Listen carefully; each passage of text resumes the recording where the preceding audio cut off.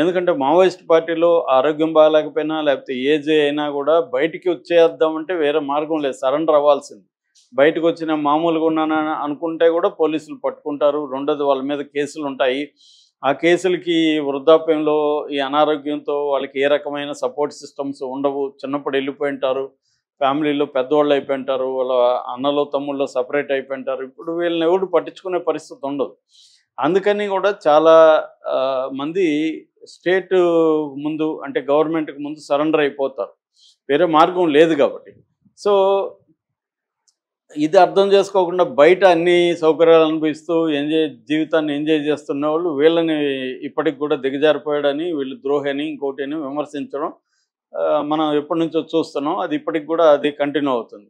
So, ఇప్పుడు తెలంగాణలో కూడా మావోయిస్ట్ పార్టీ అనేది ఆల్రెడీ ఏమి పెద్దగా ఉనికిలో లేదు. మావోయిస్ట్ ఖాళీ అయిపోతుందని అంత ఇది ఏమి లేదు. ఆల్రెడీ ఉంటే కదా ఖాళీ అయిపోవడం లేదు.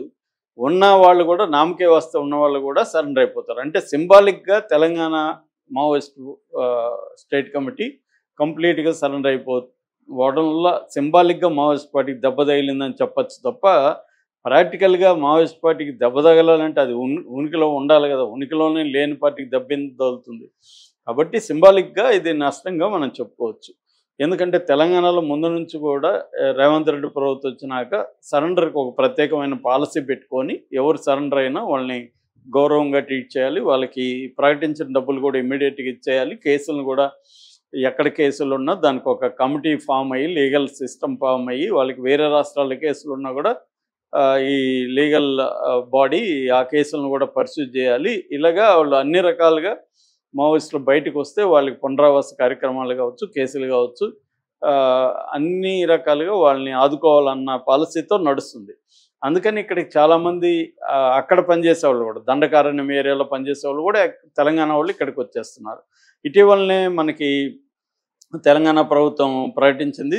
ఆయన శశిధర్ రెడ్డి డీజీపీ ప్రకటించాడు. ఇంకా 64 మంది మాత్రమే తెలంగాణకు సంబంధించిన వాళ్ళు మావోయిస్టులు ఉన్నారని. అందులో ఇప్పుడు 20-30 మంది సరెండర్ అయిపోతే ఇంకా తగ్గిపోతారు తెలంగాణ నుంచి. ఎందుకంటే ఒకప్పుడు 80స్‌లో కొండపల్లి సీతారామయ్య 7 దళాల్ని దండకారణ్యంలోకి పంపించాడు.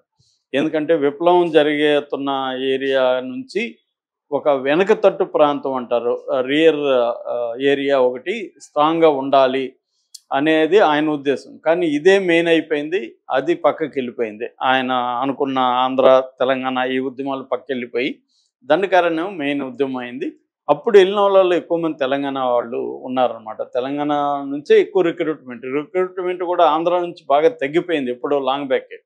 తెలంగాణలోనే కొంత ఉద్యమాలు అవి ఇక్కడ ఎక్కువ జరుగుతుంటాయి కాబట్టి ప్రత్యేక తెలంగాణ ఉద్యమంలో కూడా అనేక మంది యూత్ వచ్చినప్పుడు వాళ్ళని టార్గెట్ చేసుకొని చాలామంది వాళ్ళని రిక్రూట్ చేయగలిగారు మావోయిస్ట్ పార్టీలకి. ఇక్కడ విద్యార్థి సంఘాలు లేకపోతే యూత్ సంఘాలు పెట్టి వాళ్ళ ద్వారా రిక్రూట్మెంట్ని చేయగలిగారు.